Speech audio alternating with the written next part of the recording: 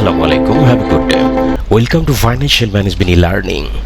আমরা দেখছি banking professional এক্সামিনেশনের JAIBB এর মনিটারি অ্যান্ড ফাইন্যান্সিয়াল সিস্টেম।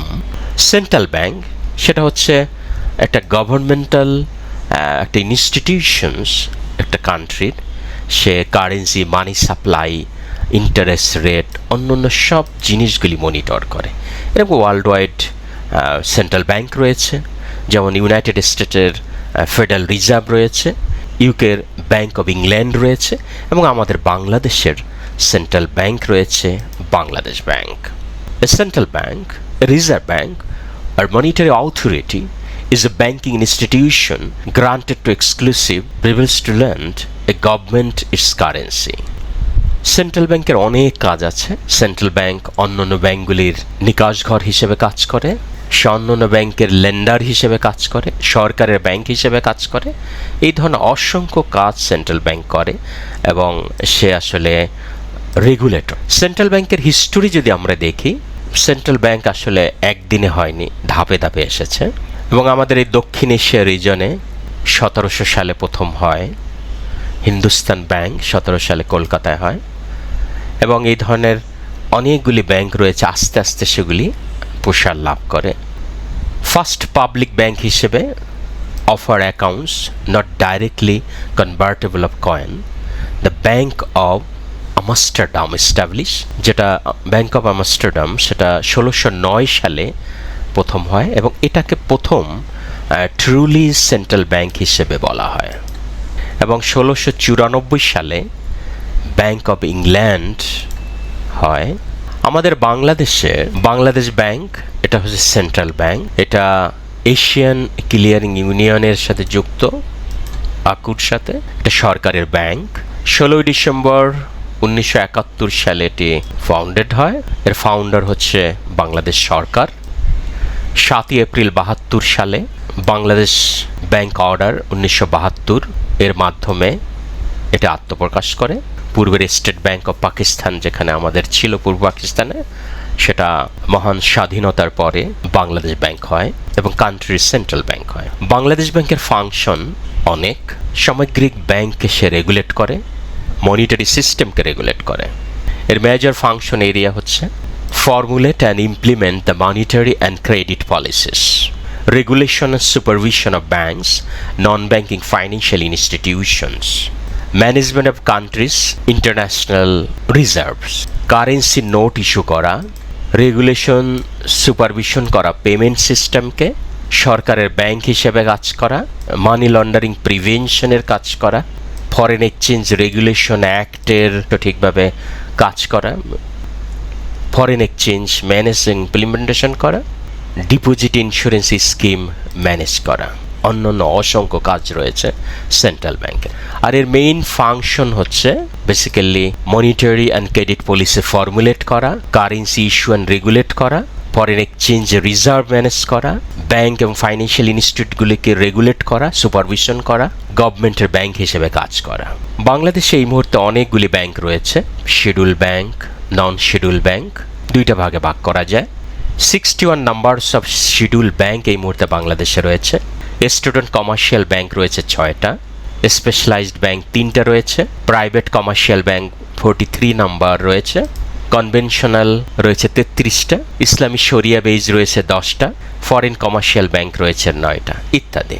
5টা নন শিডিউল ব্যাংক রয়েছে, আনসার ভিডিপি, কর্মসংস্থান, গ্রামীণ ব্যাংক ইত্যাদি, পল্লী সঞ্চয় ব্যাংক ইত্যাদি। কমার্শিয়াল ব্যাংক যে কমার্শিয়ালি অপারেট হচ্ছে, কমার্শিয়াল ব্যাংকের ফাংশন প্রাইমারি রয়েছে এবং সেকেন্ডারি রয়েছে। প্রাইমারি সে currency accepting current, demand, fixed deposit, loan provide করা, ক্রেডিট ম্যানেজ করা ইত্যাদি অন্যান্য ব্যাংকিং সার্বিক কাজগুলি এর সেকেন্ডারি কাজের সাথে যুক্ত। কমার্শিয়াল ব্যাংকের রোল অনেক রয়েছে দেশের অর্থনীতির উন্নতির ক্ষেত্রে। এখানে অনেকগুলি কথা রয়েছে। আপনার বিভিন্নভাবে ফাইন্যান্সিয়াল সার্ভিসগুলি যেভাবে দিচ্ছে, এর ফলে দেশের আর্থিক স্বচ্ছতা বৃদ্ধি পাচ্ছে, ইনক্লুশন হচ্ছে, ফাইন্যান্সিয়াল ইনক্লুশন, এতে অর্থনীতি উত্তর বৃদ্ধি পাচ্ছে বা গ্রোথ বাড়ছে।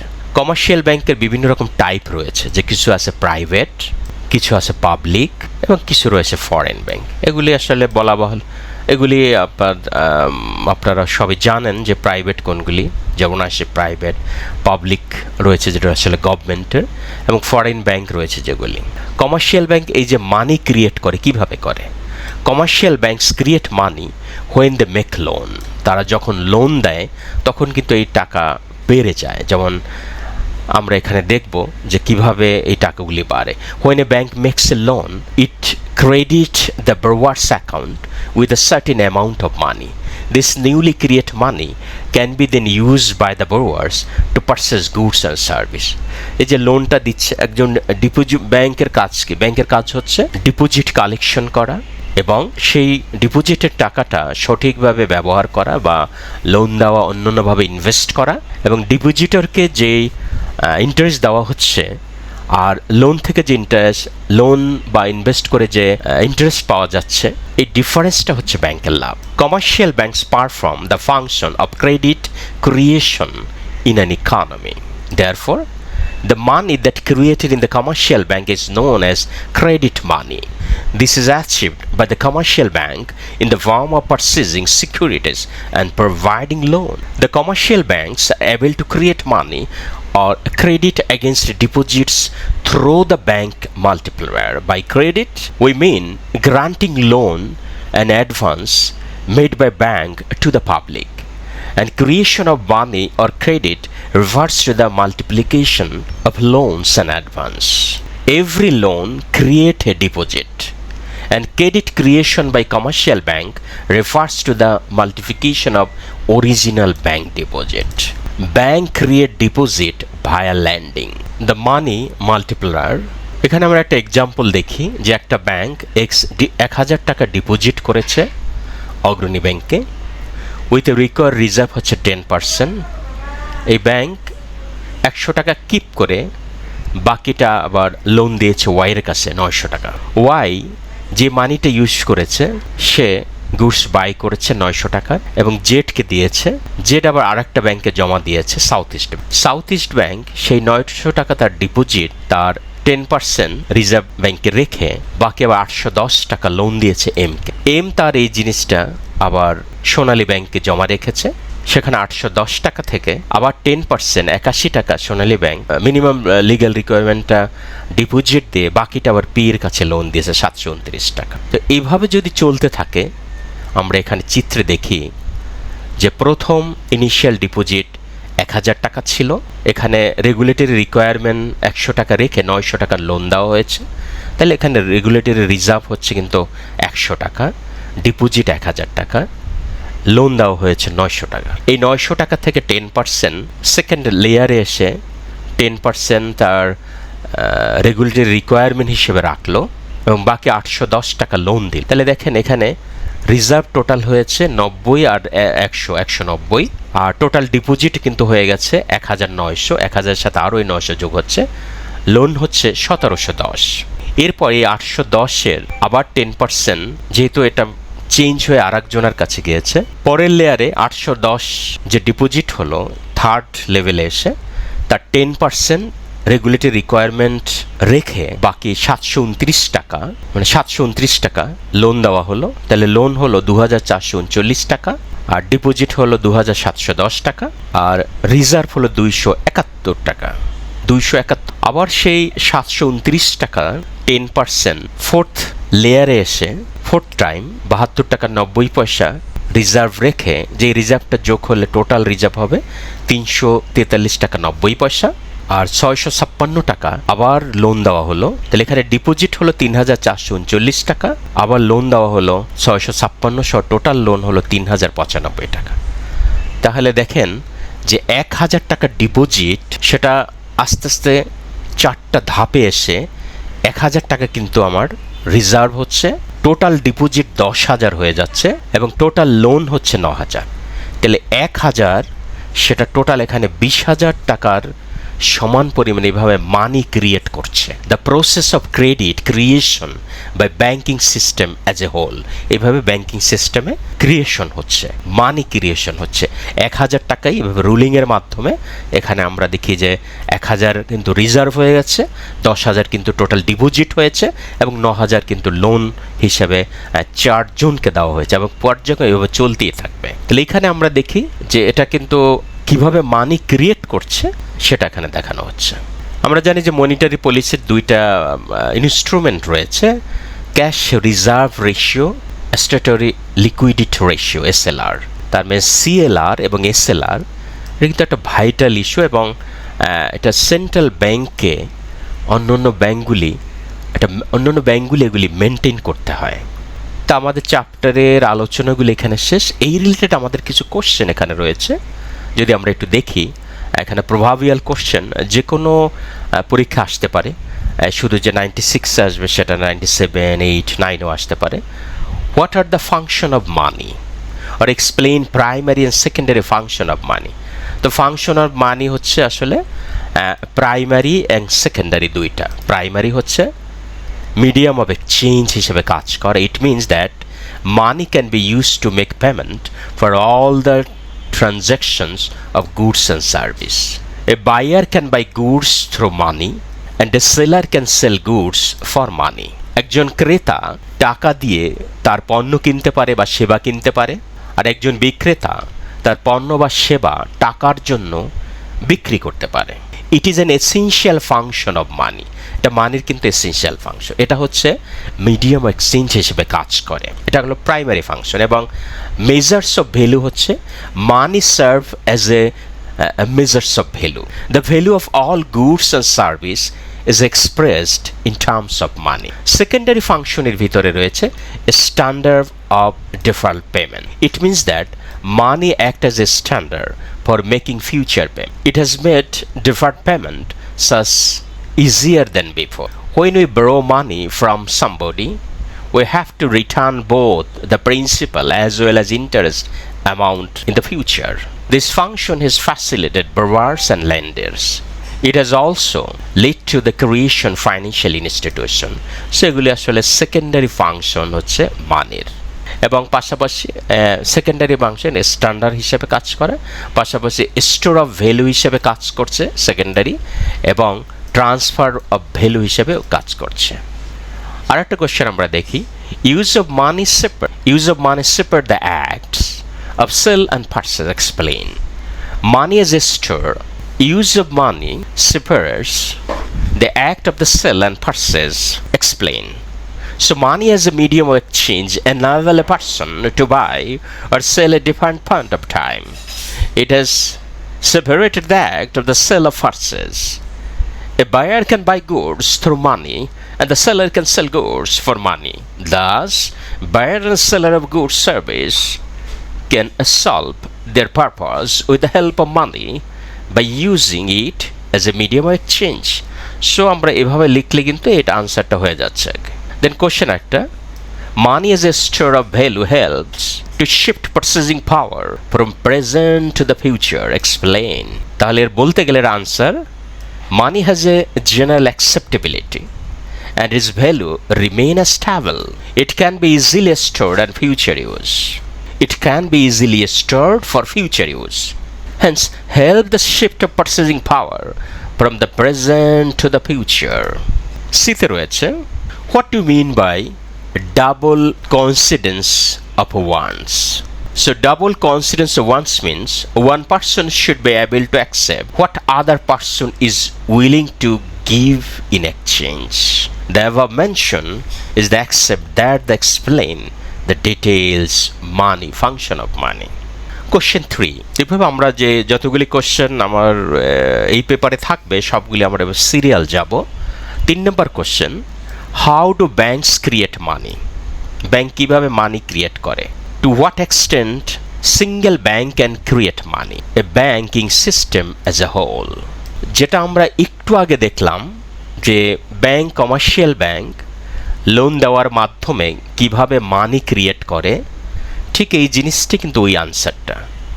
The banks create money primarily through the process a fractional reserve banking. When a bank receives deposit from a customer, it is required to keep only a fraction of the deposit as reserve.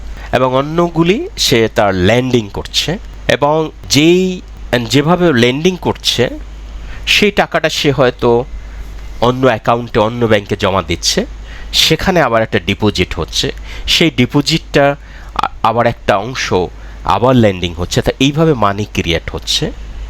এখানে বলা হচ্ছে suppose A bank receive deposit 100K from a customer. If the reserve required 10%, the bank kept 10K reserve and lent 90K to another customer. This BDT 90K loan create a new deposit of BDT 90K in the economy, and the process can continue as the new deposit is lent out again to another bank. So এভাবেই কিন্তু আসলে বেড়ে থাকে এবং extend the which a single bank can create money deposit on its reserve requirement. একটা banking system as a whole এই money ক্রিয়েশনে সহায়ক ভূমিকা পালন করে। যেমন এখানে একটা কোশ্চেন, যদি ন্যারো মানি 25% হয় ব্রড মানির, যার প্রায় 4,40,528 crore, এটা জুন 21 ছিল, then what was the amount of time deposit as the same date? ওই ডেটে টাইম ডিপোজিট কী ছিল? If demand deposit was almost 50% of M1, then what was the amount of currency outside bank? ব্যাংকের বাইরে কত currency ছিল? তো এখানে আমরা কি পাচ্ছি হচ্ছে ব্রড মানি যেটা M2 যেটা জুনে ছিল, এইটা 4,40,528 কোটি, ঠিক এই জিনিসটা। দ্য ন্যারো মানি যেটা M1 25% অফ M2 যেখানে এইখানে রয়েছে, ন্যারো মানিটা হচ্ছে 25% of broad money. Demand deposit 50% of M1 এখানে রয়েছে, ডিমান্ড ডিপোজিট 50% অফ M1, তাহলে M1 এর 50% হবে। তাহলে আমাদের কি বের করতে হবে? টাইম ডিপোজিট আর হচ্ছে কারেন্সি আউটসাইড ব্যাংক। আমরা দেখি we can use the given information to calculate the various component of the money supply as a whole. M1 সেটা হচ্ছে 25% অফ M2। আমরা M2 পেয়েছি 4,40,528 কোটি, তার 25% মাত্রে হচ্ছে 1,10,132 কোটি। তাহলে আমরা M1 কিন্তু এখানে হয়ে গেল। ডিমান্ড ডিপোজিট হবে M1 এর 50%। তাহলে M1 যদি আমার 1,10,132 হয়, তার অর্ধেক হচ্ছে 55,066 কোটি ডিমান্ড ডিপোজিট। টাইম ডিপোজিট আমরা জানি M2 মাইনাস M1 হয়, সেখানে M2 তো আমরা কোশ্চেনই রয়েছে আর M1 আমরা এখানে বের করেছি, ডিফারেন্স হচ্ছে 3,30,396 কোটি টাকা।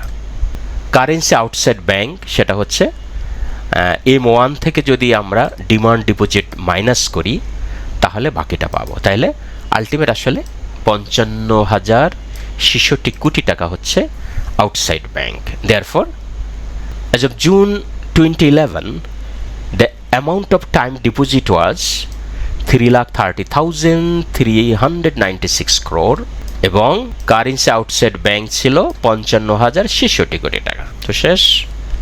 এই ধরনের অঙ্ক কিন্তু আমাদের পরীক্ষা আসতে পারে, ছোট ছোট অঙ্ক, বেসিক অঙ্ক। আপনি M1 বুঝলেন কিনা, M2 বুঝলেন কিনা, M3 বুঝলেন কিনা ইত্যাদি।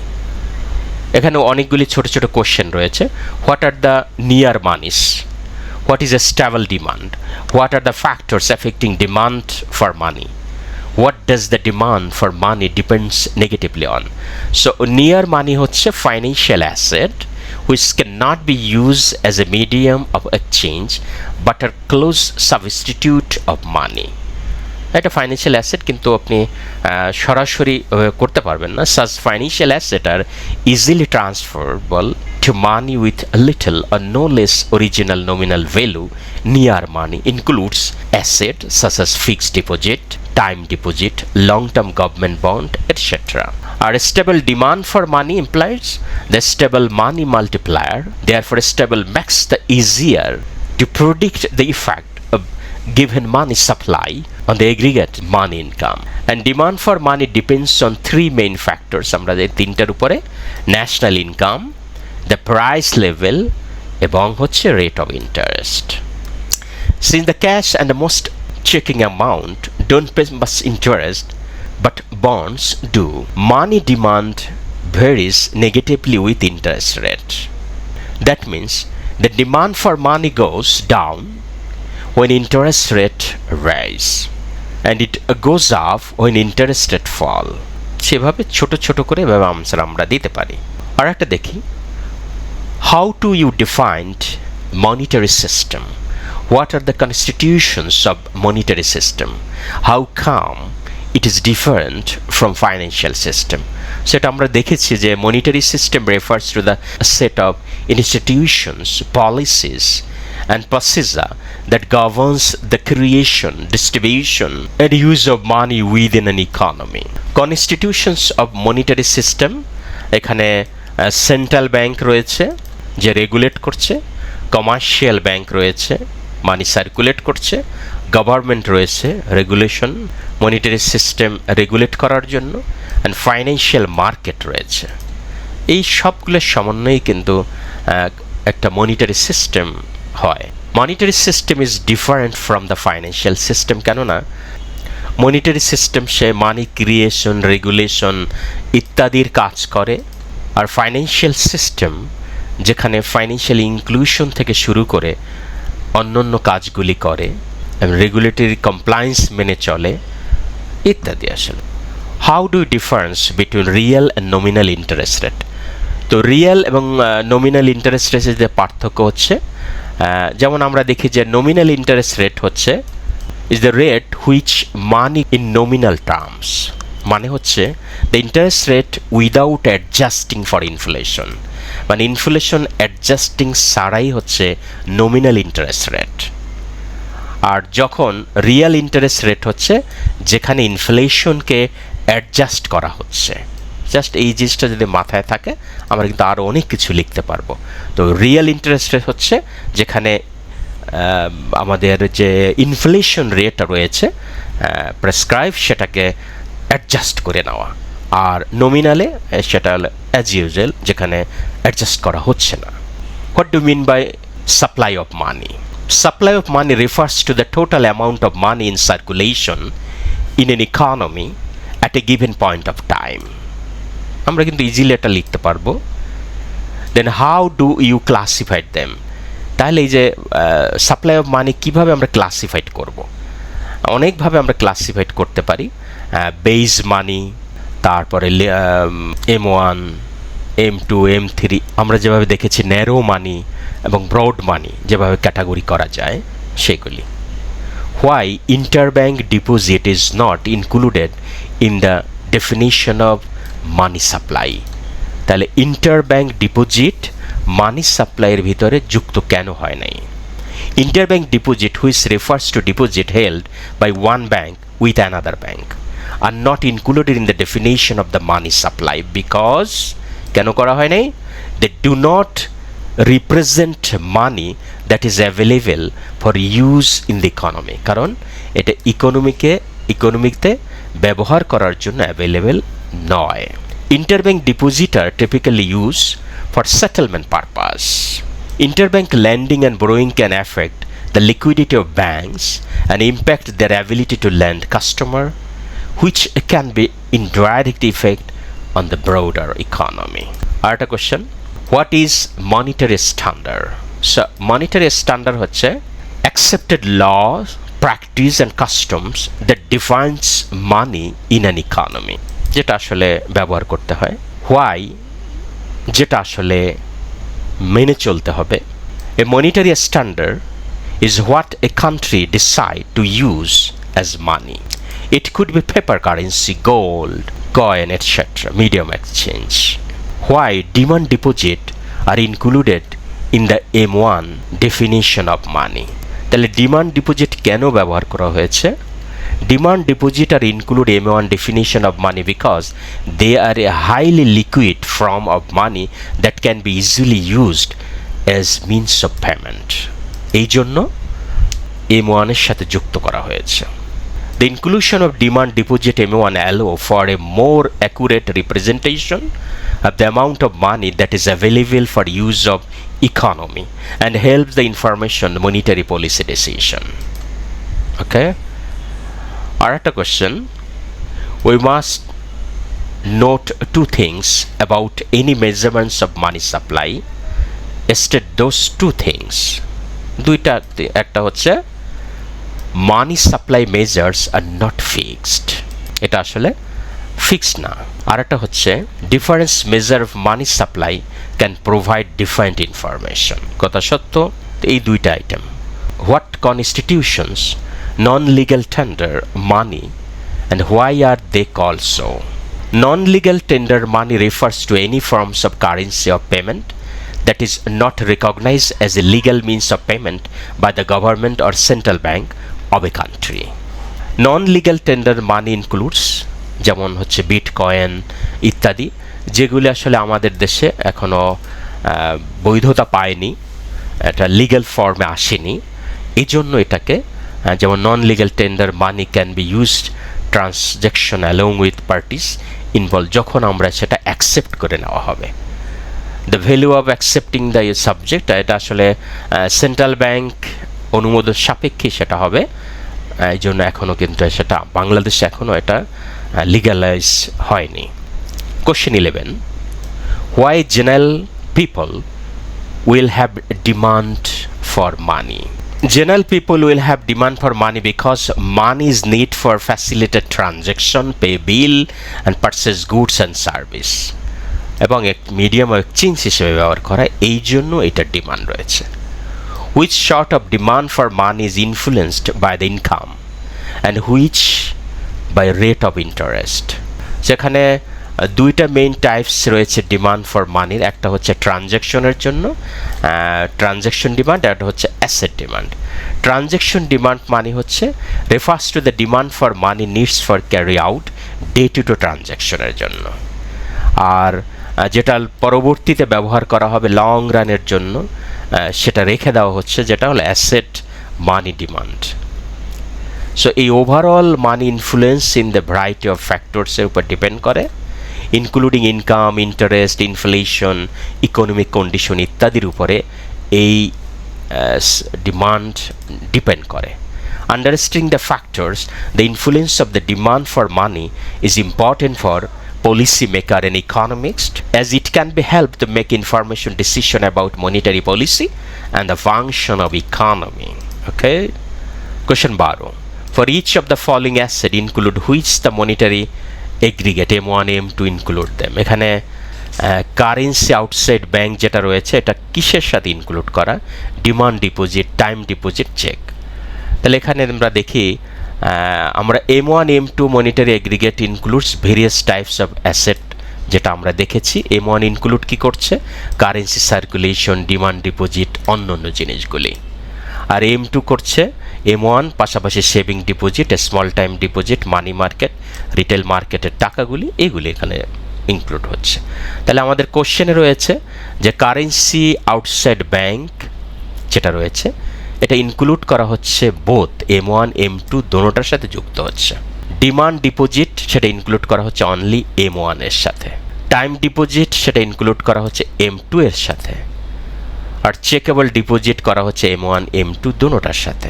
তাহলে এই চারটাই আসলে মূল আনসার এই কোশ্চেনের, এই চারটার জন্য currency outside, demand, time deposit, checkable. Which of the central bank measures of the monetary aggregate M1 or M2 is composed to the most liquid asset, which is the larger measure? তাহলে M1 হচ্ছে most liquid asset, M2 হচ্ছে সেটা হচ্ছে brooder measure মানি হিসেবে, supply হিসেবে করা হচ্ছে। So আসলে এখানে এই দুইটা সেন্ট্রাল ব্যাংকের মানি যে ক্যালকুলেশন করা, মানি মেজারমেন্ট করা সেন্ট্রাল ব্যাংকের, আর M2 হচ্ছে লার্জার এই দুইটার ভিতরে। M2 এর সাথে কি কি যুক্ত? M1 যুক্ত। M1 ফুললি লিকুইড অ্যাসেট যেটা রয়েছে, এবং অন্যান্য ডিপোজিটগুলা এটার সাথে যুক্ত হয়ে যাচ্ছে। What effect does inflation have on the use of money as unit of account, A medium of exchange, A standard of deferred payment and a store of value? এখানে আসলে ইনফ্লেশনের ইফেক্টটা জানার জন্য। The inflation can have significant effect on the function of মানি। মানির ফাংশনের সাথে ইনফ্লেশনের significant effect রয়েছে। Unit of account, তার সাথে ইনফ্লেশন আসলে inflation reduce the ability of money function as a unit of account because it erosion the purchasing power. Medium এক্সচেঞ্জে এখানেও inflation effect করছে medium exchange, and inflation can also impact in the money of standard for deferral payment, এবং store of ভ্যালুর ক্ষেত্রেও inflation can also affect the function of money as a store of value. তো এই প্রত্যেকটার ক্ষেত্রে ইনফ্লেশনের effect রয়েছে, তাই বলা যায় যে inflation can undermine the confidence of people have in money and reduce the effectiveness of a tool for facilitating economic transactions. মানে টাকার যে পারচেজিং ক্যাপাসিটি কমে যাচ্ছে, পাওয়ার কমে যাচ্ছে। Number 15, rank the following financial asset in the terms of the liquidity. এখানে coin, paper currency, common stock, demand deposit, long term government bond, long term corporate bond, saving deposit, deposit ইত্যাদি, treasury bill, এগুলি সাজাতে বলছে, rank করতে বলছে। সবচেয়ে liquid যেটা সেটা প্রথম হবে, আর সবচেয়ে হার্ড যেটা সব লাস্ট হবে, এবং এগুলির উপরে এক্সপ্লেন করার জন্য বলছে। র্যাঙ্ক করলে আমরা দেখব যে কয়েন, পেপার এটা হচ্ছে 1 নম্বরে থাকবে, ডিমান্ড ডিপোজিট 2 নম্বর, ট্রেজারি বিল 3 নম্বর। এগুলি লিকুইডিটির থেকে যত দ্রুত লিকুইড করা যাবে, saving deposit, common stock, long term corporate bond এবং লং টার্ম গভর্নমেন্ট বন্ড। এইভাবে লিকুইড হিসেবে যদি চিন্তা করা যায় তাহলে 1 নম্বরই হচ্ছে কয়েন অ্যান্ড পেপার কারেন্সি। আর প্রত্যেকগুলোর আসলে এখানে এক্সপ্লেনেশন, যেন কয়েন, পেপার এটা দ্রুত লিকুইড করা যায়, এই জন্য 1 নম্বরে। ডিমান্ড ডিপোজিট এর পরেই করা যাচ্ছে, এইভাবে treasury bill, saving deposit, common, long term ইত্যাদি। Question 16, explain how money function as a store of value. তাহলে মানি স্টোর অফ ভ্যালু হিসাবে কিভাবে ফাংশন করে, আমরা উপরে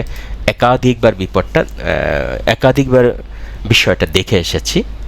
so it can be help and used to make purchase at a later time. এবং is money is the only store of value? No, money is not only the store of value. Other asset রয়েছে। Which is the difference between money and store value of other asset? So the difference between money and other store, other asset. So the difference between money as a store of value and other asset is that money is the most liquid asset. It can be easily and quickly converted into goods and service. Other asset এর ভিতরে রয়েছে such as stock, real estate ইত্যাদি। ডিতে রয়েছে আর long term bond a store of value?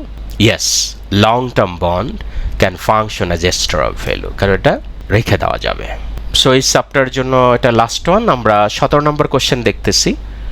Why is the unit of account function of money circulate to the operation of an economy? Explain how money function as a standard of deferred payment. আসলে ঘুরে ফিরে একই ধরনের কথাবার্তা।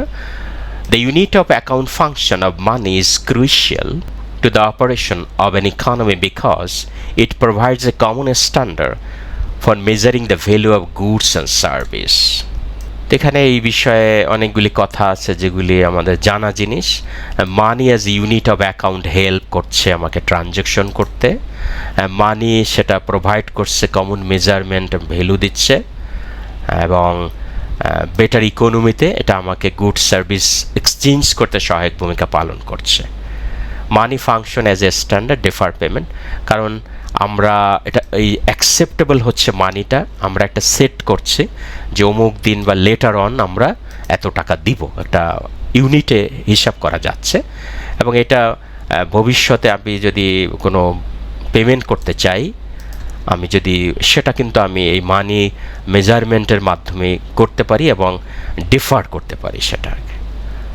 So এইভাবে বলা যায় যে money function as a standard of deferred payment by providing a common measures of value that is widely accepted in financial institution, accepted in financial transaction, enabling parties to make financial agreement and fulfill their obligation over time. So এই ধরনের কোশ্চেনগুলি আমাদের থাকতে পারে। আসলে ঘুরিয়ে ফিরিয়ে মোরাললেস কাছাকাছি, আপনি আইডিয়া যদি ঠিক থাকে আপনি কিন্তু লিখতে পারবেন এবং পারা উচিত বলে আমি মনে করি। সো আমরা এইভাবে আজকে মডিউল 1টা শেষ করলাম এবং নেক্সটে আমরা দেখব মডিউল 2 পেমেন্ট সিস্টেম। মডিউল 2 মানে বি, পেমেন্ট সিস্টেম, যেখানে 4টা পয়েন্ট রয়েছে: payment system concept, deferred payment option, pro concept different payment, credit card, debit card, electronic transfer এবং ইভলিউশন অফ গ্রোথ অফ বাংলাদেশের পেমেন্ট সিস্টেমটা কিভাবে গ্রোথ হচ্ছে সেই জিনিসগুলো দেখবে উইথ প্রভাবিয়াল কোশ্চেন। আজকে আমরা এখানে শেষ করছি, ইনশাল্লাহ আবার দেখা হবে নেক্সট ক্লাসে। ততক্ষণ আপনারা ভালো থাকবেন। আল্লাহ হাফেজ।